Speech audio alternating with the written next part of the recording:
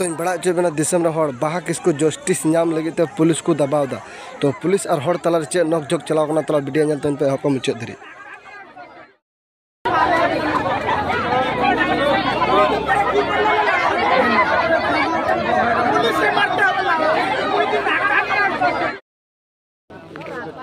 ইন্টারভেট করে ওই পয়েন্টগুলো ই করলাম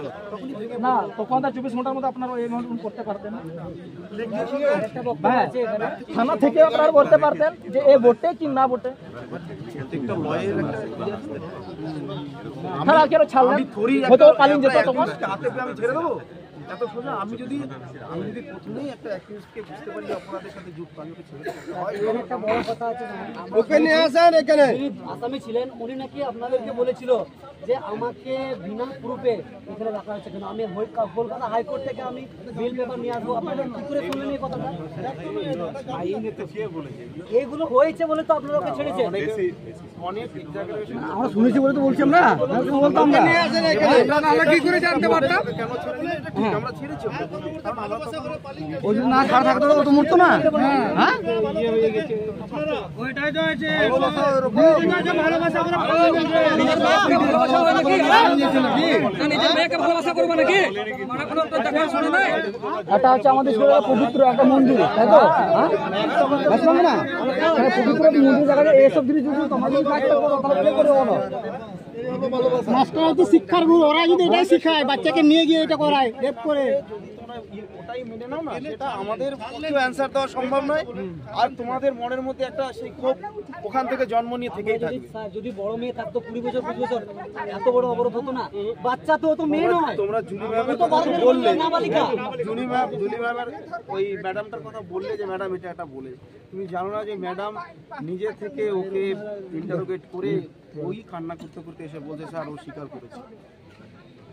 ওই সারা সন্ধ্যা থেকে সারা রাত অবধি কান্না করেছে কিন্তু ম্যাডাম তো বুঝে নিয়েছিলেন আমি কথাটা ভুল বলেছি ওনাদেরকে মেয়েটার যে গার্জেন গিয়েছিল ওনাদেরকে ভুল কথাটা বলেছিলেন তো স্বীকার করেছে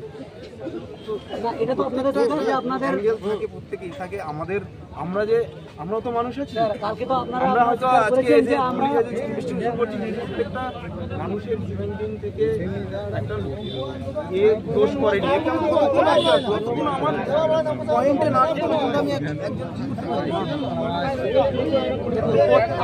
কি বললেন